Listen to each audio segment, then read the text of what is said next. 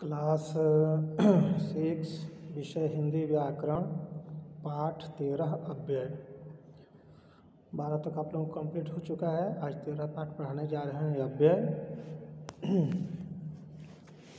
इसमें अव्यय क्या है, किसे कहते हैं, इसके विषय में इसमें दिया गया है कि जो शब्द लिंग वचन कारक और काल के अनुसार अपना रूप नहीं बदलते हैं वे अव्यय कहलाते हैं। ये अव्यय आप लोगों को संस्कृत और हिंदी दोनों में पढ़ना है और एक ही है। जैसे ओह, कल, पास, पीछे, नीचे, अभी, कभी, जहाँ, तहाँ इत्यादि जितने अव्यय हैं ये अव्यय 5 प्रकार के होते हैं। क्रिया विशेषण, संबंध बोधक, समुच्चय बोधक, विषयादि बोधक और निपात। ये अव्यय 5 तरह के हो गए। तो क्रिया विशेषण किसे कहते हैं? तो जिन शब्दों से क्रिया की विशेषता का पता चलता है उसे हम क्रिया विशेषण कहते हैं। जैसे 24 मार्च 1976 को दिल्ली में सुमित का जन्म हुआ। यह खाने में फल पर्याप्त लेता था। ये सब जैसे तो दिल्ली में कहाँ, तो दिल्ली कब, तो 24 मार्च 1976 12वीं कक्षा की पढ़ाई के बाद इत्यादि, तेज, कितना, तो पर्याप्त। ये सब जितने हम लोग अव्यय अभी बोले हैं, इन शब्दों के द्वारा हमें वाक्यों में होने वाली क्रिया का स्थान, समय, विधि व परिमाण, मात्रा का ज्ञान हो रहा है। यही सभी शब्द क्रिया की विशेषता बता रहे हैं। अतः जिन क्रिया से क्रिया की विशेषता का पता चलता है उसे हम क्रिया विशेषण कहते हैं। एक और उदाहरण है, लक्ष्मण कम बोलता है। तो कितना कम, सीमा जोर जोर से गाती है तो कैसे जोर जोर से गाती, इत्यादि ये क्रिया के अब भी आकांक्षा बनता है। क्रिया विशेषण भी 4 प्रकार के होते हैं। परिमाणवाचक क्रिया विशेषण, रीतिवाचक क्रिया विशेषण, स्थानवाचक क्रिया विशेषण और कालवाचक क्रिया विशेषण। तो क्रिया विशेषण भी 4 तरह के आ गए। अब जैसे अब पहले शंका हो गया लक्ष्मण कम बोलता है, तो कितना कम बोलता है, तो परिमाणवाचक विशेषण में आएगा। तो परिमाणवाचक विशेषण का नियम क्या है कि जिन क्रिया विशेषणों से क्रिया के होने का समय का पता चलता है उन्हें हम कालवाचक विशेषण कहते हैं।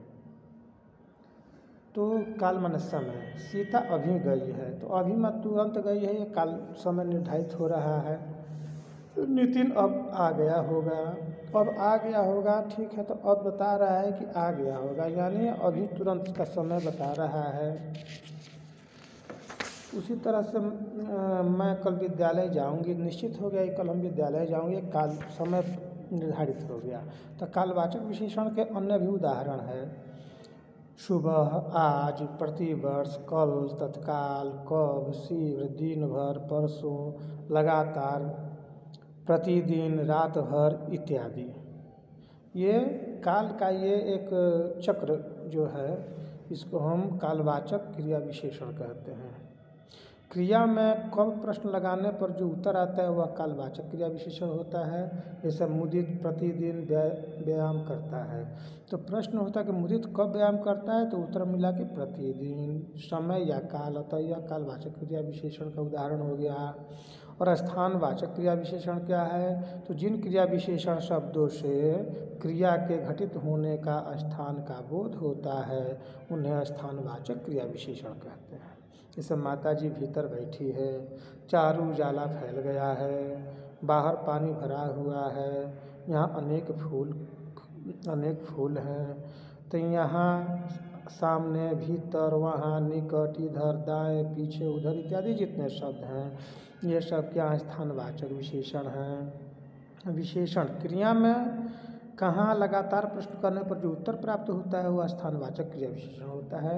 बच्चे बाहर खेल रहे हैं, कहाँ खेल रहे हैं, तो बाहर खेल रहे हैं। प्रश्न अतः स्थानवाचक क्रिया विशेषण कहते हैं। और रीतिवाचक विशेषण क्रिया विशेषण किसे कहते हैं, तो रीति का अर्थ है ढंग। जो शब्द क्रिया के होने अथवा घटने के रीति, ढंग जिसको कहते हैं, का बोध कराते हैं उन्हें हम रीतिवाचक क्रिया विशेषण कहते हैं। जैसे सोहन जल्दी जल्दी स्टेशन पहुंचा, वह अवश्य आएगा, खाना धीरे धीरे चबा कर खाना चाहिए इत्यादि जितने शब्द हैं। तो जल्दी जल्दी, सोहन कैसे स्टेशन पहुंचा, तो जल्दी जल्दी। अतः ये रीतिवाचक क्रिया विशेषण के उदाहरण है। रीतिवाचक क्रिया विशेषण के अन्य उदाहरण भी हैं, इसलिए, मानो, सच, ऐसे, शायद, स्वयं, मात, फटाफट, जल्दी जल्दी, संभवतः इत्यादि ये सब रीति क्रिया विशेषण के ही उदाहरण माने गए हैं। क्रिया में कैसे लगाकर प्रश्न करने पर उत्तर प्राप्त शब्द रीतिवाचक क्रिया विशेषण के उदाहरण होते हैं। और परिमाणवाचक क्रिया विशेषण क्या है, तो जो शब्द क्रिया के परिमाण, जिसको मात्रा कहते हैं, 1 किलो, 100 ग्राम इत्यादि, या 1 लीटर इत्यादि के बारे में बताते हैं, परिमाणवाचक क्रिया विशेषण कहते हैं।